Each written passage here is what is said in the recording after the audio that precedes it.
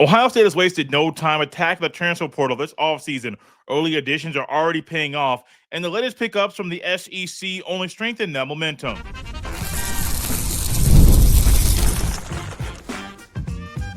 You are Locked On Buckeyes, your daily podcast on the Ohio State Buckeyes. Part of the Locked On Podcast Network, your team every day. Welcome in, Buckeye fans, to your Feel Good Friday edition of Locked On Buckeyes, which is your daily Ohio State podcast, part of Locked On Podcast Network, your team every day. Now the number one sports podcast network. I'm your host, Jay Stevens, veteran sports talk host, delivering passionate coverage about your Buckeyes. And today's episode is brought to you by FanDuel. The college football playoff is here, and FanDuel is the best place to get into the action all playoff long. So visit FanDuel.com to get your college football playoff profit boosts every game day. During today's show, we will be joined by Brian Smith of Locked On Seminoles to learn about what the Buckeyes are getting in Florida State transfer Earl Little Jr., as well as we will also be joined by J.J. Jackson of Locked On Blue Devils to learn about the strengths and weaknesses of Duke transfer Terry Moore. But first, we recently talked about how in every offseason, Ryan Day has a checklist of things that he wants to get accomplished before the kickoff of the next season. Well, every coach is also going to have monthly goals and maybe 2-week goals that they want to accomplish because things are changing so quickly that you may have to alter your goals in real time. Well, Ryan Day is currently working on some of his goals that he has set for this portion of the offseason, which is going to the portal to find guys that are quality football players to bring them in to instantly fill needs. And the Buckeyes have done that once again in transfers. Jacoby Jackson from Florida, he's a running back, and then cornerback transfer from Alabama, Cam Calhoun. We can get a couple guys like this in from the Southeastern Conference to add and to strengthen the depth of these two positions. It's another major win, and you want to try to win every single day, every single week, every single second as a coach, because if you're winning every day and every week and you go down to winning every second, you're going to win the national championship. That's what you play for. You play for trophies. You're also going to get a ring. You want that massive celebration inside the shoe after winning the Natty. That's what you play for. Well, Ohio State knows that you need to strengthen your running back room because it was pretty good last year. I don't think it was as strong as it should have been. The corners were really good last year. But outside of Devin Sanchez, the depth wasn't that strong. And being able to get these two guys is another major win. For me, when it comes to Florida running back Jacoby Jackson, he's going to pair well with Bo Jackson. He's not going to be coming in to try to play right away. I think it's a major boost for a guy in Jackson. This is Jacoby Jackson we're talking about because he's played a lot of football. He started his football career at Calhoun Community College, where he ran for 1,390 yards and 14 touchdowns over 3 years. After that, he redshirted his first year at Florida and then played a little bit of football this past year. His numbers weren't great. 27 carries, 98 yards, 4 catches, 27 yards. That's nothing to really be amazing or to say he's a huge big-time player. But I think when you've played a lot of football like that and you're a little bit older than the average person, you bring that guy into a room where he will potentially be RB2 or RB3, depending on how Isaiah West's development goes in the offseason. You bring him in and say, look, this is a new place. It's a new town. It's a new everything for you. Just go play football. That's it. He's already had the transition from one school to another, going from one lower level to up to the SEC. Now you're at Ohio State, which is a bigger brand than Florida. That is a team that does a whole lot more winning than Florida. So the expectations and the demands are a whole lot higher. Rise to the occasion. It's a major challenge for an athlete to go from the year he had, especially I believe he got hurt as well, to now being at Ohio State in a room with Bo Jackson, who joins a very exclusive group of true freshman running backs to rush for 1,000 yards. What else do you want for him than to be in a situation like this? I'm happy for him, honestly. I really am, just as a person, not even a talking head here. As a person, I'm really happy for Jacoby Jackson to be in this situation. And you know, Carlos Lockett is going to squeeze the orange to get everything he can out of these running backs. You know he's going to. And the same goes for Jacoby Jackson. Lockett rarely misses on evaluations. I say rarely because occasionally somebody may miss one or two, but he rarely misses. And so I don't think this is a miss. I think if he's coming in to start right away, that you would be a little concerned. He's backing up Bo Jackson. He's going to be working with Isaiah West. You got talented young backs behind him that need an older presence. That's what Jacoby Jackson can provide. Cam Calhoun is going to come in and be a depth piece for Ohio State at corner. You still got Devin Sanchez. Jermaine Matthews Jr. has committed and announced that he will be at Ohio State in 2026. The belief is either Terry Moore or Earl Little Jr. will be the nickel corner this year. And the next thing you know is you just need to strengthen the depth. Losing guys like Bryce West and Aaron Scott Jr. was a major loss for that room. And you can go into the portal and get a young man that played high school football in Cincinnati, have him come on home. That's big. He's also Jermaine Matthews Jr.'s former high school teammate. That's which is another big boost for him. Here's the bad part about this. I'm not going to say he's a bad player. I don't like players that move a lot. And that's no surprise for the everydayers around here that know my own thoughts about players that play for 4 or 5 schools in a 5 or 6 year span. I'm just not a big fan of that. It just doesn't sit well with me. Well, Cam Calhoun committed to Michigan. Unfortunately, that puts a sour taste in a lot of our mouths. He committed to Michigan. He played with that Michigan for 1 year, then transferred to Utah. Really played pretty well there for the Utes, and then transferred to Alabama. Never really cracked the starting lineup there in Tuscaloosa, and now he's back in the portal again. When you hear that map, that roadmap of his career to how he got to Ohio State, that might not sit well with you either. Oh, here's another part that you might not like. He was on an unofficial visit to Ohio State in 2022. He was visiting during the game. Ohio State lost. It was in the shoe. He committed to Michigan after the game. I don't think you'll like that either. And if you do, it's because you're a Michigan fan. And I can understand why. Y'all won the game, and you got the player that's visiting for Ohio State. The movement, his path to college, committed to Michigan. Like, I can't even look past some guys playing for Michigan because it's a part of the business. Like, once you take your fandom out of it, you can kind of get over some of that and realize, oh, it's not just a business. It's a part of his career and for his career path. He played for 2 schools that are rivals. I don't like doing business with the enemy.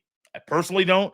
I didn't like when Reggie Wayne went from the Colts to the Patriots. Now, he didn't play a regular season game for the Patriots, but he was there during training camp. But even that, I was talking to some of my friends that I grew up with, and I'm like, I don't like this move. I just personally, my personal preference, I don't like going from one school to another. Like, I just don't. I don't. So I get why the Buckeyes bring him in for a depth piece.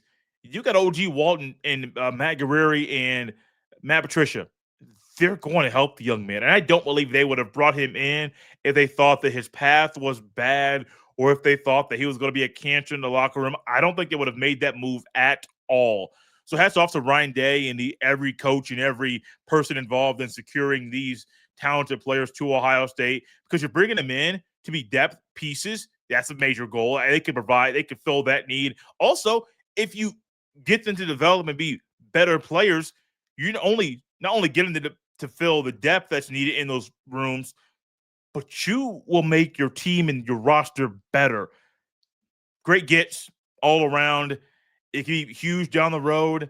What will be huge in the immediate future is Terry Moore transferring from Duke to Ohio State. And coming up next, J.J. Jackson, the host of Locked On Blue Devils, will be joining us to talk about the strengths and weaknesses Terry Moore is bringing to Columbus. This episode is brought to you by FanDuel. The college football playoff is here, and FanDuel is giving all customers even more ways to get in on the action every single game day of the playoffs. Because right now, every college football playoff game day, FanDuel users get a profit boost waiting for them in the app. Here's what I love about it. You get to use the profit boost on the bets you already feel good about. Ride with the favorite when you think a team controls the matchup. Take a shot on the underdog if you feel an upset coming, or build a parlay around the players and moments you think decide the game. Then you apply the profit boost and go after even bigger winnings. And when you win, FanDuel pays out instantly, which is perfect for playoff football. FanDuel is the best place to get into the action all playoff long. So Visit FanDuel.com to get your college football playoff profit boosts every game day. The Buckeyes have been very busy over the past 7 days, picking up quality players out of the transfer portal. And one of the additions out of the portal was Duke transfer Terry Moore. And here with us today to talk about Terry Moore, to help us learn more about the talented defensive back, is J.J. Jackson of Locked On Blue Devils. And J.J., when I saw that the Buckeyes got a safety, I was very excited because that's a very big position of need, especially losing Caleb Downs to the NFL. But when I look at Terry Moore, start reading about him, start watching him on the film, there's nothing from last season. It's all from 2024. What happened when he was not on the field last season? You go searching for it, man, and it's just a loading screen the whole time that you'll see waiting for something to pop up. But yeah, he had to miss the entire year. The year prior in the bowl game is when Terry Moore tore his ACL, actually returning an interception. And so there was thought that this past season he would be able to come back and play at some point. Looked like he was trending in that direction. But, that's a tough injury for anybody to come back from. And it ultimately got to a point where Terry and his family just decided, let's keep rehabbing this thing. Let's make sure I'm totally full and ready to go, get my redshirt year, and be able to play wherever I'd like to once the season comes to a close. And in some ways, I thought it would be at Duke. This is a guy who's already got his Duke degree. I thought he was really excited about playing one more year for Duke. But anytime there's an opportunity to go play Ohio State football for the Buckeyes, I think that's really enticing for anybody. And so ultimately, that's why Terry Moore made that decision. What kind of player is he? Yeah, I think he's an absolute ball hawk. 4 interceptions in 2024 at that safety spot, but also not afraid to kind of come down and help out in the run game. 71 tackles that season that I referenced in 2024. Good for an all-conference nomination and selection for him out of the ACC. So a really fun player to watch. One of the guys, Jay, that is always, rallying his teammates, playing with a lot of swag and energy. Became one of those guys that I certainly love, that you throw on the hoodie underneath the shoulder pads, and so it's kind of flowing out the back. One of those cool swag guys that you see in the back end of a secondary. So I think he's kind of going to bring that same energy and effort to the Buckeyes. What areas is he a little bit weaker at on the football field? Yeah, I think looking at it, it's hard to find kind of a weakness in watching him play in Duke's level of competition, right? Yeah. I mean, because he was that much of an impact player. I think when you look at weakness, now it's just got to be that injury. And I hate that that's how you're kind of defined by Jay, but until you play on a recovered and repaired ACL, that's just going to be part of your label, is that you're coming off this major injury that has slowed down so many. So I think that's got to be the biggest area that is concerning, and a room for improvement type deal is just getting the conditioning back and trusting it full-fledged, because when you are such an active player, I would feel like, and I actually have personally torn my ACL. This was on the basketball court, not the football field, but there's just a level of, you've got to, tell yourself mentally, I am okay, as you hear from time to time. And I think that's going to be a big step for Terry Moore. College football doesn't have a preseason or any type of preseason scrimmage that I think would benefit a player like Terry Moore. I know a lot of coaches and even listeners of this show will push back on Ohio State or any school in the country playing a preseason scrimmage or game to kind of ramp up for a big time week 0 or week 1 matchup. But I think there's a benefit for players like Terry Moore. A guy's been around for a while. He's a seasoned player, suffered a really bad injury, had him out for an entire season. He has to get ready for week 1. I don't know who the Buckeyes play week 1. I think it's like a MAC school or a group of 5 school. Then week 2, it's Texas, where if he had a preseason game 1 or even a couple of them, he could get his body ready to go for a full 4 quarters of football. And I don't know where you stand on this, but I think a player like him would benefit from 1 or maybe 2 preseason games before the season kicks off. Yeah, I think that's absolutely something that we could help correct in the college calendar, is to add games like that to get people up to speed. It's one thing to play in spring football and then go through whatever type spring game that you're having. Although I don't know, Jay, are we doing spring games in 2025? I think that kind of remains up in the air. 2026, I should say now. with all the schools that have been canceling him as of late. But yeah, I definitely think he'll benefit from just that live action against someone else, again, to gain that confidence back mentally that I am okay, that I'm ready to go out there on the field and help my teammates. Because this is a guy who was absolutely one of the leaders in the locker room for Duke. He's a state of North Carolina kid that, like I said, has got his Duke degree. And I think he's going to mean a whole lot to the Buckeyes secondary as an experienced player.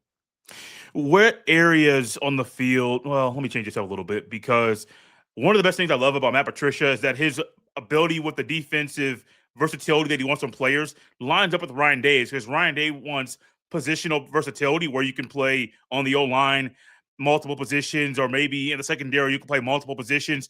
Do you see him being able to play deep safety as well as being a guy that's really good in the box? Yeah, I absolutely do. I think that he's been able to show that throughout his career. And I think that's kind of the last thing that I would highlight here with Terry Moore specifically, Jay, is, you mentioned Matt Patricia and all of his amazing accolades and skills over the years as a defensive play caller. Keep in mind, for people that are watching the show and listening to us, obviously they're probably not always up to date on what's going on with Duke football, but Terry Moore is somebody who has played for two different head coaches. He had Mike Elko for a couple of years to start out before he took the Texas A&M job and went on. Mike Elko, defensive football coach that he was learning from and able to kind of mature under. And then Duke goes through a coaching change to now their current head coach, bringing Manny Diaz into the fold, a defensive-minded head coach who's been calling the shots there on the defensive end. So he has been around tons of different defensive-minded head coaches, tons of different defensive coordinators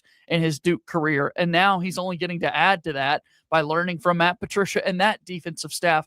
I think that is a valuable skill in itself when you're a player, because you're able to kind of relate what you've learned previously to what this current staff might be teaching you. He can then help become a teacher to all the young guys in that defensive room for the Buckeyes. So I think that's important to note as well, Jay. It's just the number of different coaches even that a guy like Terry Moore has played for. Last thing here for you, and the standard at Ohio State, especially in defensive backs, is that if you're a starter at a DB for the Buckeyes, you should get drafted. That's a pretty lofty standard, but that's been set for decades. And if you're a starting safety or corner, you better play your best. Your best is probably going to be a guy that's going to be drafted into the National Football League. Is it safe to assume that Terry Moore's upside is to be an eventual NFL draft pick? I'd say so. I mean, obviously, I'm well more versed in evaluating NBA guys with what Duke's able to do on the basketball side of things, Jay. But no, I definitely think as Duke continues to put together more and more impressive football teams as of late. I mean, this is a Duke team that just won the ACC this past year. All right. So things are going in a positive way for Duke football. I do think that Terry Moore is someone who, if he's able to return from injury well, he's able to join an Ohio State secondary that's going to be playing in big time games on Saturday, making plays out there on the field. Why would an NFL team not want to take a guy like this who's had the life and career that he's had so far? So yes, I do ultimately think that he is certainly capable of putting himself together a professional career. JJ, I lied for you. I lied to you. I have one more question or a little thought here. You're an ACC guy. You just mentioned Duke winning the title this past season. Monday night, Indiana versus Miami. Who do you have winning the national championship? I got to be the ACC guy, right? I'm coming on a Big Ten show against Indiana there. I think it's really impressive what Miami's been able to do so far in this run. In all honesty, though, I think Indiana's just way too good. So I favor the Hoosiers here. I do think Miami will be competitive. I think it's awesome for the conference that the ACC had Duke and Virginia competing for the title because of all the crazy tiebreaker scenarios. And you've got Miami who gets the college football playoff bid. I think that was so big for the conference to be able to get into this bigger college football discussion, and for Miami to play as well as they have, to get just a little bit of respect to the ACC. We're not trying to be up here and try to say we're competing toe-to-toe every single time out with the Big Ten, but I'm certainly liking what I'm seeing so far out of the Hurricanes, and I will certainly be rooting for Miami to get it done ultimately. He is J.J. Jackson, the host of Locked On Blue Devils. He's heavy on the basketball side of things right now with that show. So if you want to get ready and get a little appetizer or teaser for what's to come in March Madness, type in Locked On Blue Devils every Monday through Friday, just like Locked On Buckeyes. J.J., thanks for coming on the show. And coming up next after the break, we're going to hear about another player that recently played in the ACC. Earl Little Jr. and Brian Smith of Locked On Seminoles will be coming on the show to discuss what the Buckeyes are getting in that talented DB.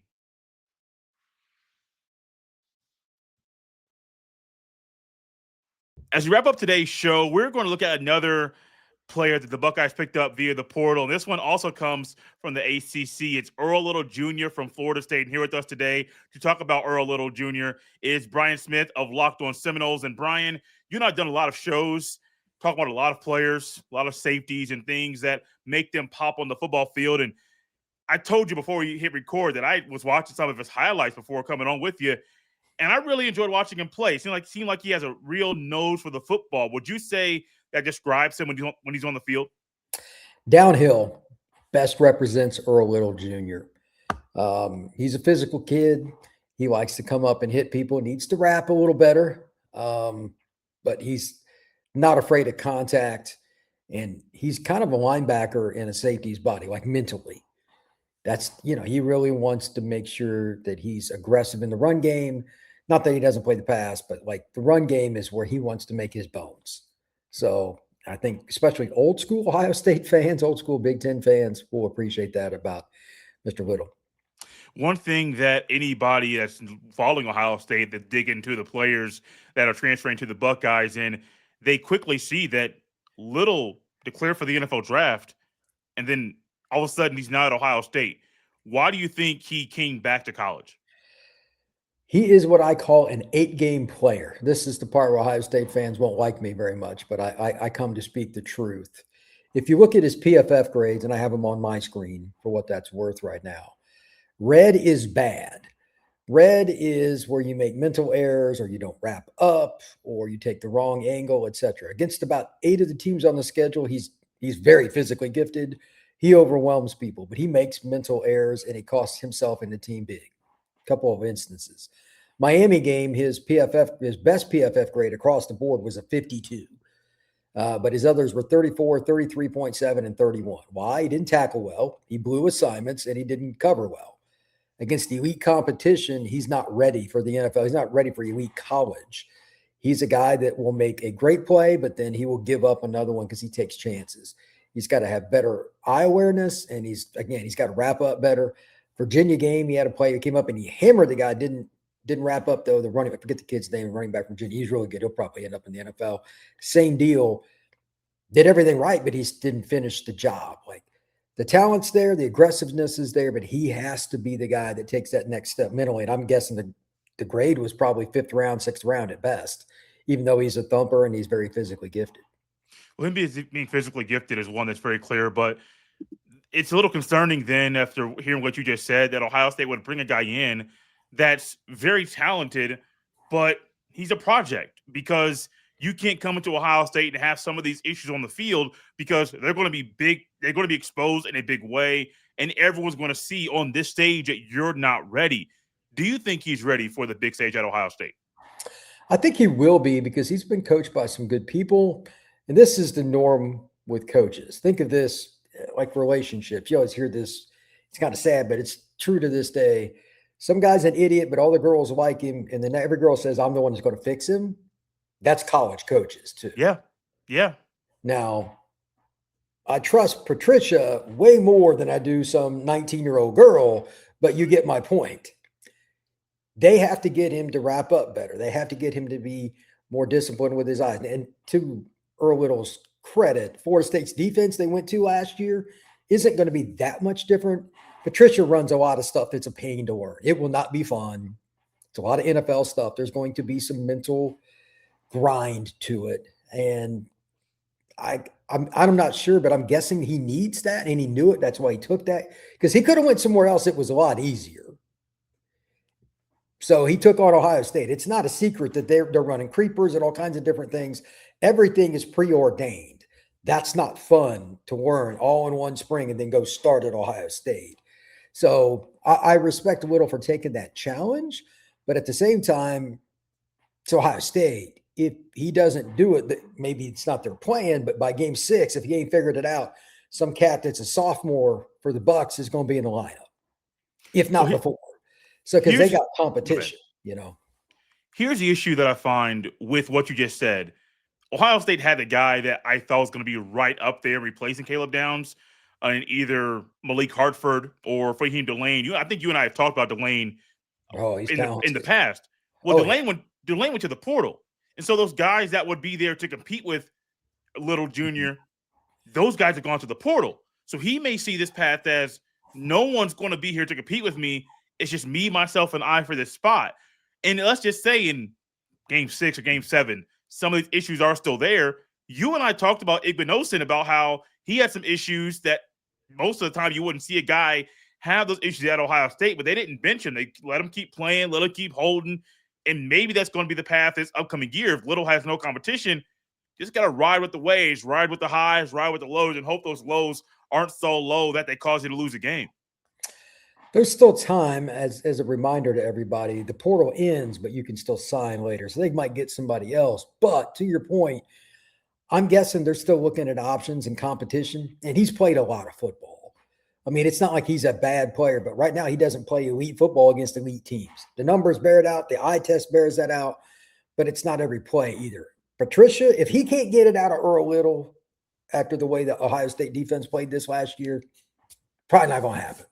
That would be my guess. He's 6'1", he's 200 pounds, he can really run, but he sees run and he almost always like that. You can throw over his head occasionally. It's just the little things that lead to the big plays. It's really not that hard from like looking at it on a piece of paper, but doing it in live time when you're playing Michigan or Indiana or Oregon or something like that, that's a little bit different. So that's their goal. But I'm sure they're probably trying to figure out who the other guys are, because Ryan Day is not an idiot. He's going to try to have competition.